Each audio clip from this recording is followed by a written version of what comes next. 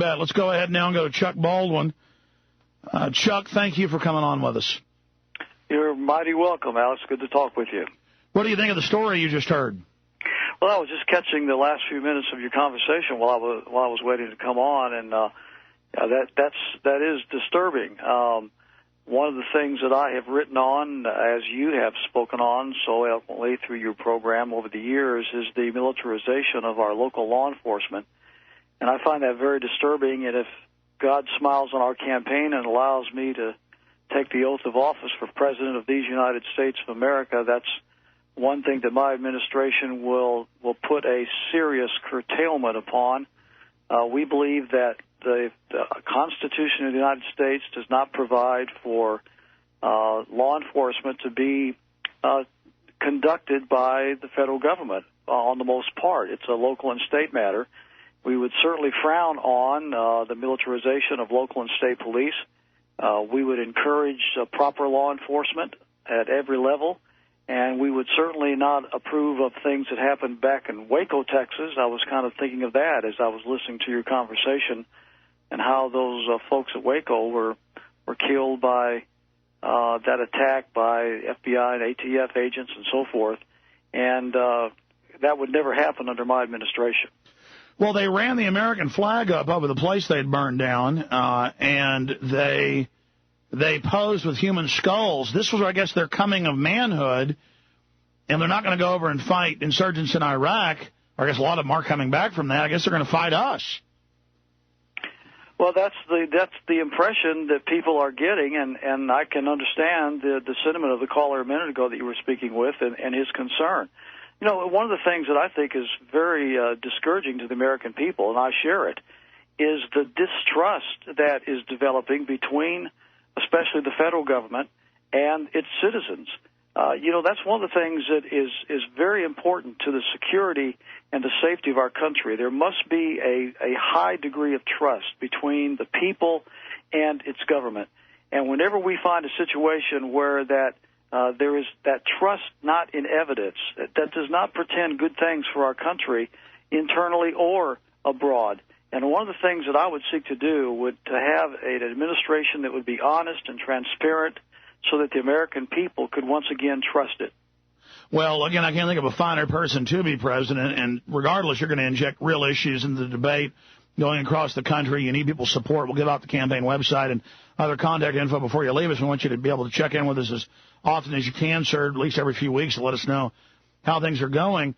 I'd love to do that. Well, thank you, Mr. Baldwin. Again, Chuck Baldwin running for president on the Constitution Party. Got that nomination. He's there now. When police start wearing black ski masks, we always knew what it was for, but now documents have come out, and the police chief in Boston, one of the suburbs, said that they wear the mask, A, to protect their identity, and B, to intimidate us. I mean, since when does the government want to scare us and, quote, hide who they are? I mean, is that land of the free, home of the brave, sir? All right. No, that's not our tradition. That's not our heritage whatsoever. I think we have to recognize that over the years we have developed in this country a propensity to militarize our law enforcement. I think we've also had a propensity to globalize our institutions of government. Instead of looking out for the best interests of the United States, we seem to be concerned about international interests and global interests. And right down there where you are in Texas, I mean, you got this immigration situation that is absolutely disgraceful. Why in the world are we sending troops, including National Guard troops, to Iraq to guard the borders of that country while we leave the borders of the United States wide open? That just makes no sense whatsoever. You got the NAFTA superhighway coming up from Mexico into your state and going up into the middle of our country and all the way up to Canada eventually. You have the complete breakdown of law and order along the border. I mean, you talk about the potential of criminal activity, MS-13 coming across the border. We've got gun violence and even paramilitary and military violence right along the border with Mexico, with gang activity. What we have is mass deaths, police being killed, but they won't send armored vehicles down there. Our troops are told to turn back and run. Our troops can't have ammo, but they can have ammo against us, the American people. all they're building the fence for is to keep us from getting out. They admit that. The illegals are going to be allowed in under the SPP plan. What would you do if you were president, Chuck Baldwin, immediately? Because this is something you could do, because Congress hasn't been allowed to see SPP, be involved in it. It's all being done executively, so you could dismantle it from the executive. Absolutely. And the day that I'm sworn in as president, the SPP is dead. The North American Union is dead. The NAFTA superhighway is dead. The NAFTA agreement is dead. The CAFTA agreement is dead. FTAA is dead. All of those issues are dead on arrival the day that I take the White House.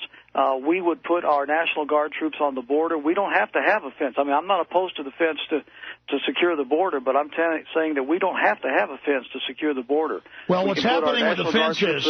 Well, I'm sorry, but you're right. They're building maybe 100 miles. They built like 55 miles of it. It's designed for, quote, animals to go under it, so it's got 4-foot holes in it. It's a complete joke. What we need is to prosecute employers, and that'll shut it down real fast. Absolutely. That's the second plank of my platform in that regard. The first is to use our Border Patrol and our National Guard and any other force that we need to secure the border. I mean, we're going to shut it down. We're going to close the border.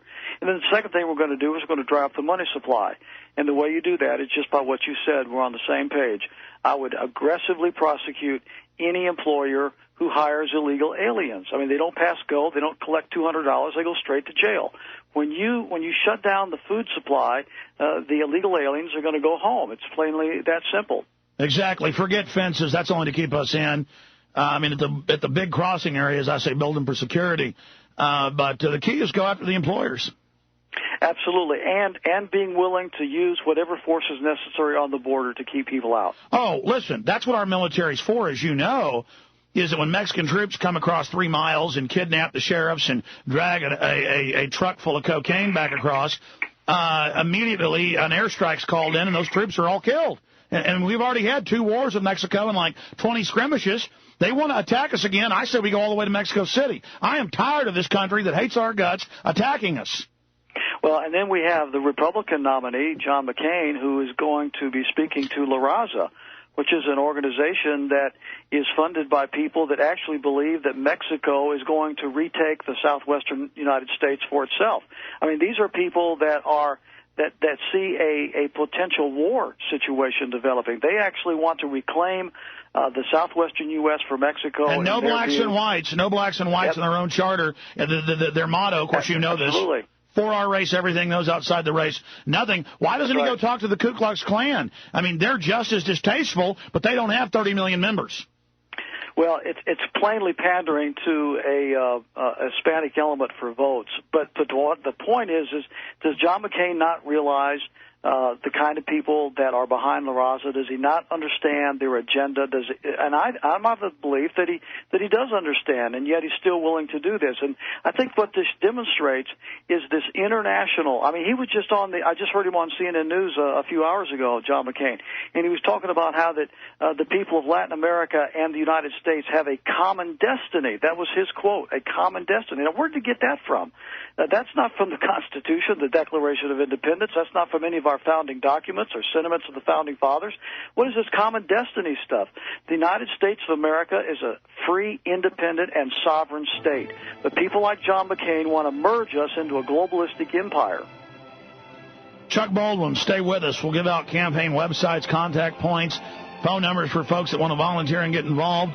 Bottom line, whether you've got a snowball chance in hell of winning or not, you've got a chance of really injecting real issues and having a big effect. And I think you can get a lot of votes if people get behind you. I know Ron Paul would have. Chuck Baldwin.